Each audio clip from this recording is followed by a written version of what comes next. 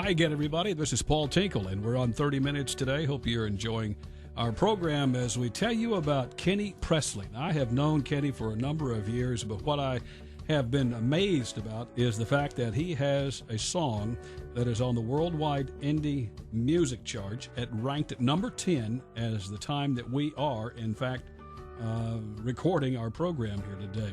The name of the song is Dear Mom, performed by Kenny.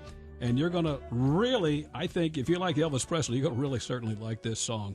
And Kenny, let me just back up a few minutes. It was about 20 years, it seems like, we were having you here in the studio. Do you remember that? Oh, yeah, it's been at least that long. And then, if not a little longer. If not a little longer, correct. So most people know you as a Elvis Presley wannabe. Now, there's you can call him whatever you want, right. But the bottom line is you perform as Elvis Presley would, at least in his venue. And that in itself, to me, with all of the, I don't want to call them actors, you can call them whatever you want to call them, but these are the people that keep, much like you, keep Elvis Presley alive. Right. Well, they all like to be called ETAs today, Elvis tribute artist. And that's all I do is a tribute to him. And I started that when I was 11 years old, actually, Paul, and right across the street here, I opened up the very first Walmart that come to Martin. Is that right? Sure did. And how did you, wait a minute, you went from graduating from Westview High School to become the first Walmart manager? Is that what you're telling me? No, sir. I was playing music at 11 years old. I had a 4-piece band. A couple of names you might know, Jerry Dunning, his boy Keith Dunning was playing in that band with me, a couple other guys. I was 11, as I said, and I was actually doing an Elvis tribute show at 11. The very first Walmart that was opened up here at the time, they asked me to play their grand opening in the Garden Center that year, and it was awesome for an 11-year-old boy to be doing that. That's incredible. That's incredible. You weren't the manager, you were the man. I was the man. I was the entertainment, yeah. I was a little rock star back then, I guess. What got you involved with Elvis Presley's life, and the fact that, of course, you and I are old enough to remember when Elvis passed away? Being a fan as a young boy, listening to his music, keeping up with him, and just started singing his music. I started singing music in church with my grandparents when I was real young, 6, 7 years old, getting up and actually doing solo songs, and it was always a passion of mine. Can I go back a few years in a conversation that I recall that you have been told that you are Elvis's son? Yeah, I wasn't going to bring that up, but you can. Well, a lot of people, you do look like him. I don't think there's any secrets about this. You sound like him. You have every bit of his choreography. You know how to speak Elvis, so to speak, if you will. But you sound just like him. If you didn't know and played the songs that he sang and you sang with the same band, you probably could not tell the difference. Well, I've been told that. I kind of don't hear that myself. I just hear me. And going back to me being Elvis Presley's son, that's not a lot of people say, well, that's something I don't believe. And I say, well, my answer to that is there's no way that you cannot know it because I don't know it for certain. However, I do have proof that Mother did meet Elvis. And the proof I have is I knew his cook, Miss Mary Jenkins. I knew Charlie Hodge, which was a real close friend of his that played in his band. I knew Joe Esposito, his tour manager. All of those people told me stories about Mother coming into Graceland a few times with Elvis. Now, beyond that, your guess is as good as mine. She was a girlfriend. She was a girlfriend, as hundreds was. What did your mom tell you about Elvis? That he was probably the most humble, kindest human being she'd ever met. Tell me more. Just how kind, gentle, and sweet he was. He never done anything out of the way or disrespectful, and he liked privacy as much as he could get it, which was a very rare thing. His cook told me, Miss Mary Jenkins, he would stay up in his room a whole lot just to get away from anybody because he couldn't have privacy in his own living room or a lot of rooms of his house because so many people in there, his entourage stayed there. Some of them lived there practically all the time. Mm-hmm. So he was he lived in a really tight cocoon. Mm-hmm. Well, it's no secret that Elvis did have a lot of girlfriends, and he also had a lot of fans that wanted to be Elvis's girlfriend. He did. And, Mother, they say, well, how would you come to meet Elvis Presley? How did she come to meet Elvis? She met him like many women did. She was at the gates. My great uncle and aunt took her down there. She was 17 years old. Uncle Vester was working the gate at a little guard shack over there to the right as you go through the gate. And Uncle Vester came over and seen her, struck up a conversation with her. And she asked him, she said, is Elvis at home? And he said, yeah, but said, he's not quite available right now for visitors or anything. Said, would you like to meet him? She said, of course, she was 17 years old, she was. Who wouldn't want to? Who wouldn't, yeah, especially back then. She talked my great uncle, James, into going back later that evening because he had a brother, him and my grandmother, had a brother that lived in Memphis. That was the reason they were down there, is visiting my other great uncle. So he took Mother back to the gates that evening about 4 or 5 o'clock. And Uncle Vester remembered her. She hollered at him. He came over to the gates. He said, hold on a second, let me make a call. He went into the guard shack, come back, and he said, hold on one second. Said, we're going to send some transportation down to pick you up. And they had a little pink Jeep, came down the driveway, took her up to the house, and she met Elvis. Wow. Yeah. And the rest of the story is, I guess, still saved from getting out there in the public domain. Went to a couple of graves. The rest of the story went to his grave and her grave, and now only God knows, I guess. Mm-hmm. Good way to put it. So let me twist this around a little bit. Did you ever get to meet Elvis? Never met him. Talked to him one time on the phone. What was that about? I was 12 years old in February of 77, the year he passed away. School had been called off the next day because of snow. It was late at night, and I was up. I was excited because I was out of school, and it was a snow day. It was about 11:30, 12 o'clock at night. Telephone rung. Of course, we had a wall phone on the kitchen back then. We didn't have cell phones.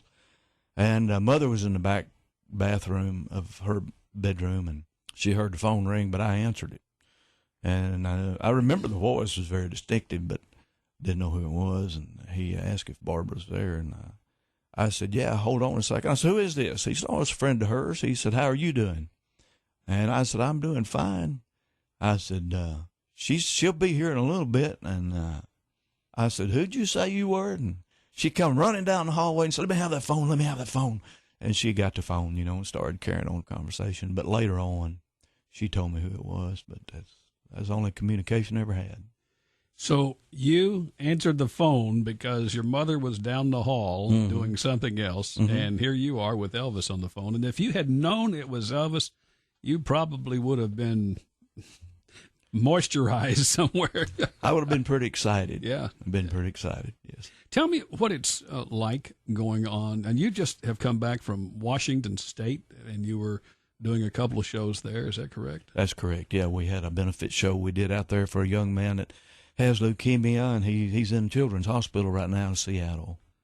How many benefits have you played? Over the years, many. Done a whole lot for St. Jude. Mm-hmm. Yeah, that's one of my favorite. I get asked every year at least once or twice to do something for St. Jude. You dress up like Elvis? That's what they like. That's what they want, Paul. Everybody loves it. I've tried to get away from it. I let my hair grow white and grew a white beard and tried to change all that, and I was still getting calls for Elvis. So you can look at me now; it's all back black and sideburns. So I can't get away from it. Mm-hmm. So let me pause here for just a second. If you've just tuned us, we are with Kenny Presley. We're in the studio with Thunderbolt Broadcasting. We're going to be talking and hearing about his song "Dear Mom," performed by Kenny. It happens to be right there in the top 10 of the charts right now, the worldwide independent music charts, and we're going to be hearing that a little bit later on. So when you get on stage, are you trying to be Elvis, or are you trying to emulate Elvis, or is it just you and the voice saying, thank you very much? It's just me and the voice. And a little thank you very much. I don't, there's guys, there's a guy in Branson, and he's a friend of mine. His name's Dean Z. I call him a mechanical Elvis. He does everything exactly like Elvis would have done it in Las Vegas, say in 69, 70, and he's very good at it. I encourage anybody to go see him. very talented, very good singer, puts on a very wonderful show. Mm-hmm. I myself, I'm a tribute artist. I guess if you want to call me that. I kind of do my own thing, and I throw the moves in as I feel them. I may tell a joke. I may become a comedian in the middle of my show. I never know what I'm going to say. I improv everything. I like to go out in the audience, and this one of the last shows I've done was up in Maryland here a while back. We played a 1,000-seat auditorium, and I went all the way back to the back row, shaking hands, talking to people, and taking pictures during a ballad. The band was actually playing a ballad, and I'm going through all this audience for about 20 minutes while the band's up there vamping in on this song, and they're kind of getting agitated at me, like, he needs to get back up here and let's finish this. So I just have fun, man. I like to have a good time. Is that a big crowd, 1,000 in your world, or is it 10,000 you've been in front of, or 3,000 or 30? Because I suspect you have touched it from 3 to maybe 3,000 or more. Well, if I'm by myself, 1,000's a good crowd. Mm-hmm. If I'm on the bill, I'm the headliner. Now, I've been out with folks like, let's say Brad Paisley, for an example. He's had me come out on stage in his show before, and there's 50 or 60,000 out there, but they didn't come to see me. They come to see Brad. Mm-hmm. Things like that. Kenny Presley is our guest. We're talking about his work and giving back to the communities, and more importantly, making people smile. What is the favorite song that the fans prefer to hear you sing? First couple comes to mind. The first 3 comes to mind: Suspicious Minds, Kentucky Rain, and In the Ghetto. Mm-hmm. That's the first 3 big ones I can think of. I like American Trilogy. American Trilogy is a big popular one, yeah. Is that a finish? Is that what you finish with, or do you have your song that you know you're going to finish with? Yeah, I used to always finish with American Trilogy, and now I finish with If I Can Dream. Mm-hmm. This song that you have recorded, tell me about the song Dear Mom. Well, a friend of mine named Mike Parr from Baltimore wrote that. He wrote a version of that song. He sent me the 2 verses that's in it and 3 choruses. And it was a song. It sounded like it was just him and a guitar, and it sounded like an old R&B tune that came out of the '60s the way he had it. And he said, "Man, take this song and see what you can do with it." He said, "I wrote it for my mom when she passed away." He said, "But it needs." He said, "I know it needs work." He said, "But the words are there, I think." And the 2 verses was definitely there. So, to make a long story short, I kept the 2 verses, took a chorus out, added a bridge, changed the tempo and melody, and what you're going to hear is what we got. Let me step out a little farther on that. Have you written any songs? I have. I've got. I mean, besides what we've just had. I have. How many have you written? Oh, that I can say I 100% wrote myself 6. Mm-hmm. Mm. Now, how hard is that, Kenny? It's hard. To me, it is. I have thoughts that come to mind during the day sometimes, and if I don't record them on my phone or write them down, I'll forget them. And it's like impossible to think of it later on. I don't know why that is, but I have a thought that comes down to, and then I'll just write it down, and that'll be like a title, or maybe it'll be a lyric. I had one come to mind one time. What's the name of it? You Look Like I Need a Drink, believe it or not. And that actually is a hit. And unfortunately, I didn't get any credit for it. But I came up with the chorus to that song. And I don't know, Rodney Carrington, one of those country artists, actually recorded it. And I don't want to go putting accusations on anyone, but I failed to get the credit for co-writing that song. Now, are you singing more gospel, more Elvis, or are you singing maybe more? Are there any pop or country songs that you sing?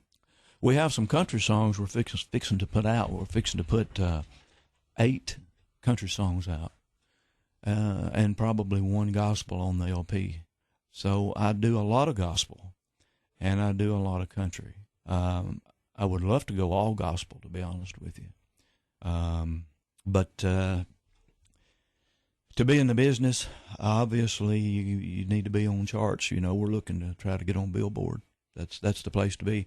I mean, I'm very excited and very happy to be on the independent charts at number 10, and they come out again this week. Hopefully it's moved up. but I would love to have the song on Billboard, even if somebody else took it and recorded it.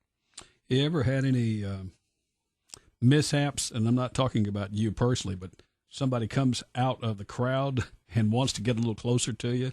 You know where I'm going with it. Yeah, nothing too bad. Nothing too bad. I've had people run up on stage and wanting to get a hug, or they've run up there to have a picture made real quick or something.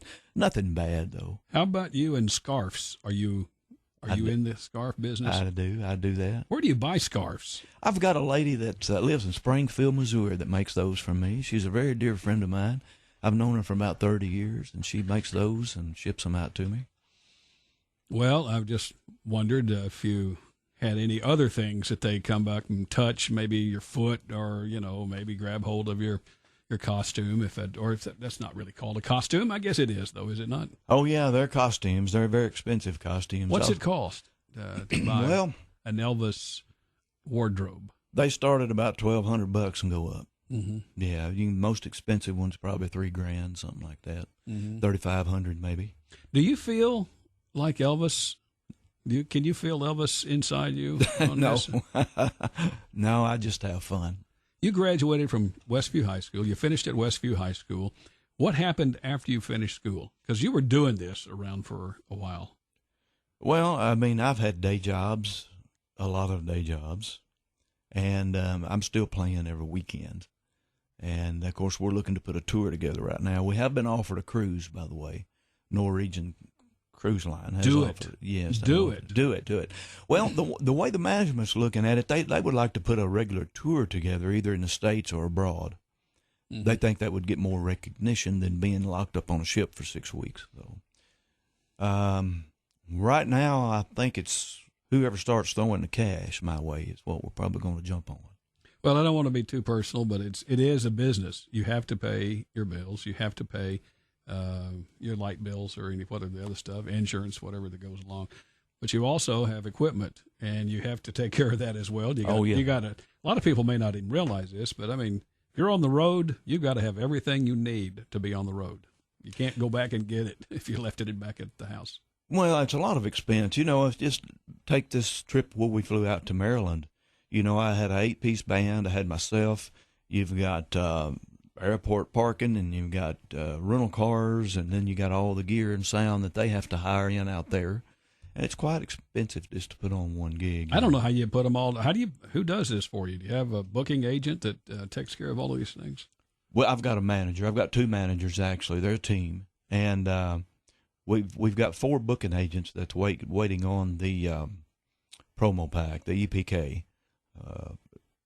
They're supposed to be getting it this Friday, and then they're going to look at putting a tour together for us. How you feel about that? I'm excited. I'm ready to go. Yeah. What do you do when you're not being an Elvis tribute artist?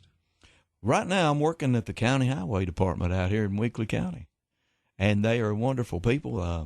I told my boss here a while back, I said, man, I'm going to have to be taking off work a lot, this music thing, and I said, it's really not fair to you, these other guys. I said, maybe I should go ahead and put my 2 weeks notice in. And he said, oh, man, he said, I'll work with you. He said, just do what you got to do. He said, work all you can, but do what you got to do. Now, here you are playing in front of 1,000 people, yeah. And then you come back and you've got your buddies and you're putting down asphalt or whatever it is. Go to work with my lunchbox and my old ragged clothes on. Mm-hmm. They're a great bunch of guys. They're all my friends. I like them. Being a Elvis talent, when did you know that you thought you had something? I don't know, Paul. I'm my own worst critic, I guess.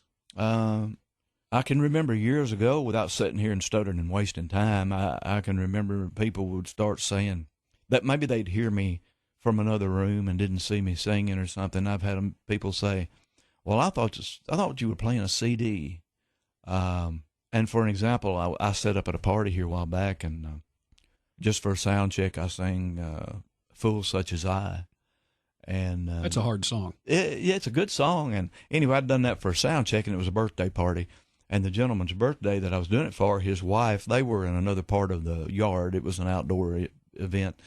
And he come up to me, and he said, my wife heard you singing Fools Such As I. And he said, she thought you were playing a CD of Elvis. And I said, well, that's very flattering, man. I appreciate that.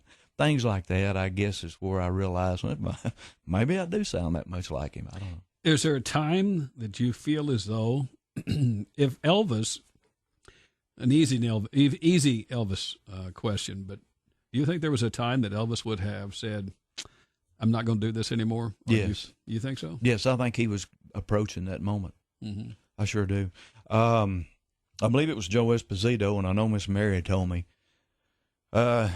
Miss Mary had a conversation with him the early morning that he passed away, and he told her that he knew how popular he was. He was not oblivious to his popularity worldwide, and he wanted to help people. Elvis loved people. He knew the world, even back then, needed some uplifting spiritually, and motivationally, and needed to feel good about themselves and what was going on around them. And he knew that he could probably make an impact on millions of people. And he had actually talked about being a minister or traveling evangelist at some point. The one thing I know about you and also know about Elvis, it's pretty obvious whether you want to believe this or not, but at least in my judgment, a guy like Elvis Presley, a guy like Elvis Presley wouldn't sing the religious songs that he sang if it wasn't in his heart. Exactly. He was very much a Christian, believing person. We're all human and we all fall short of the Lord every day. That's just part of being human. But Elvis very, very much believed in Jesus Christ, and that's what he did daily, is sing gospel music. And I loved his gospel music. Oh, yeah. And I still do. Do you do any of Elvis's? Absolutely love it. Nobody could sing a gospel song to me like Elvis. We're going to hear Dear Mom right now, performed by Kenny Presley, and this is a song that he recorded. And if you don't understand independent music charts, these are the people that are taking time with people who are not sold directly to a chart to a record label, such as maybe BMI, CSAC, or some of these others where you have relationships with. But this turns out to be, and you told me that this was recorded in Nashville, is that correct? It was recorded, and right there on 17th Avenue. And the studio there is? I just happen to remember that. Jay Burns. Yep. Jay Burns Studio. Yeah. So let's take a listen to Dear Mom, performed by Kenny Presley right now here on WCMT and Thunderbolt Radio.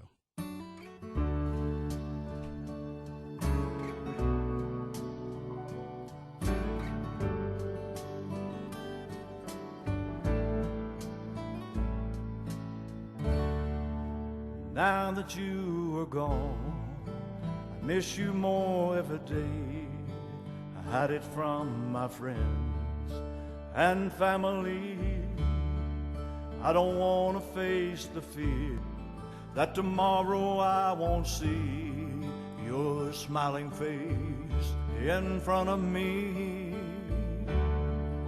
I learned so much from you. I hope it shows in what I do. Dear Mom, you were always there for me, even though you're nowhere in sight. Even if it's day or night, dear Mom, you were always close to me. I love you for eternity. I keep you in my memory, dear Mom.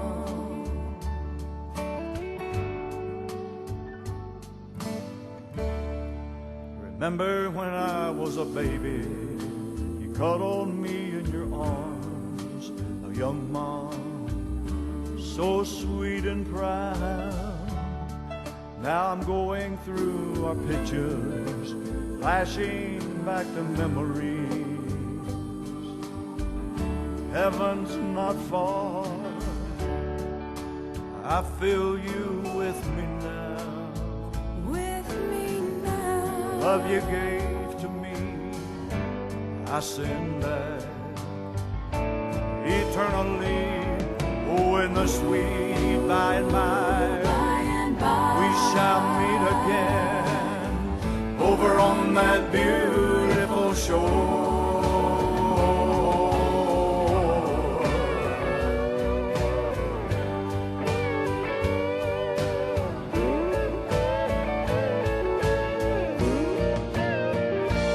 Dear Mom, you were always there for me, even though you're nowhere in sight, even if it's day or night. Dear Mom, you are always close to me. I love you for eternity. I keep you in my memory. Dear Mom, oh dear Mom.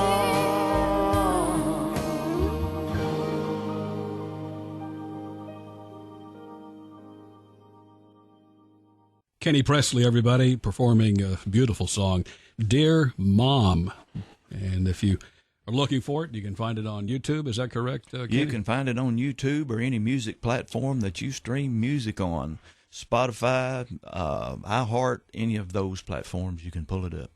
What about your next, is your booking time, are you all booked up here for the next 3, 4, 5 months, or already Christmas? Well, my weekends are pretty well booked. Now, I have a booking agent out in Maryland. It's called Big Blue Wave Productions. They're booking me at the moment, but they also have 4 other agents they're going to send me out to, so we should be getting pretty busy relatively soon, hopefully. What's the best part of performing? Wearing Elvis's wardrobe and knowing you've got his voice? Being on stage and seeing the people loving it and making them smile and happy and clapping and all that kind of good stuff. Have you had any girls to come up and want to kiss you, hug you, and all that? Oh, yeah, all the time. Especially when you go putting those scarves around your neck. Here they come. They want a scarf. Mm-hmm. Yeah. If there is a last thought here about where you are and where you're going, how long do you think you can continue to do this? This is work. As long as I'm healthy and can go, I'm going to continue to do it. I heard Mike Snyder say one time, about performing locally. He said to me, he says, Paul, I can't even, he said, I can't even draw flies, here at the house. I can go up yonder to New York, and it's a whole different world. Is that kind of the way it is here? That's pretty much the way it is. Everybody knows you, and they're like, oh, yeah, I know him. I see him all the time. So, that's kind of the mentality. When you have the wardrobe on, do you take on a different personality or not? I don't try to. No, I just try to be me. I'm me, and I go out there and hit the microphone, and from there, I don't know what's going to happen. Have you ever dropped the microphone at the end of the show? No, but I stumbled one time and backwards. I stumbled backwards over some chords, and I hit the floor pretty hard. Hopped up, continued the song, and never missed a word. That's pretty good. That's pretty good. I was a little younger then. It's kind of like broadcasting a basketball game, and the player comes over and knocks your Coca-Cola right into your equipment and your stats and everything, but you got to keep going. Didn't spill a drop. Yeah. Let me give you the last words here, something that you would like to tell our listeners. Well, if anyone wants to take a vacation, or if they live around Gulf Shores, Alabama, I'm going to be playing there on June the 8th at the Gulf Coast Music Hall. And you can go to Alabama Gulf Coast Music Hall at yahoo.com and reserve your tickets for that. Great program, a great interview, a great visit with Kenny Presley, everybody. And by the way, listen to his song, Dear Mom, performed by Kenny Presley here, a guy who from Dresden, Tennessee, has been performing all over the United States. Thanks so much, Kenny, for coming over. You really do make me feel a little bit intimidated with just looking at you, because I feel it already right now, the feel. I want to hear an Elvis song right now. Well, I just feel nervous, but I sure do appreciate the compliment. That's our program today here on 30 Minutes. Kenny Presley, ladies and gentlemen. This is Paul Tinkle, pre-recorded. You've been listening to 30 Minutes, a community affairs program on Thunderbolt Radio. You can listen to this broadcast and others anytime by visiting thunderboltradio.com and following the Thunderbolt Radio and Digital YouTube page. Thanks for listening.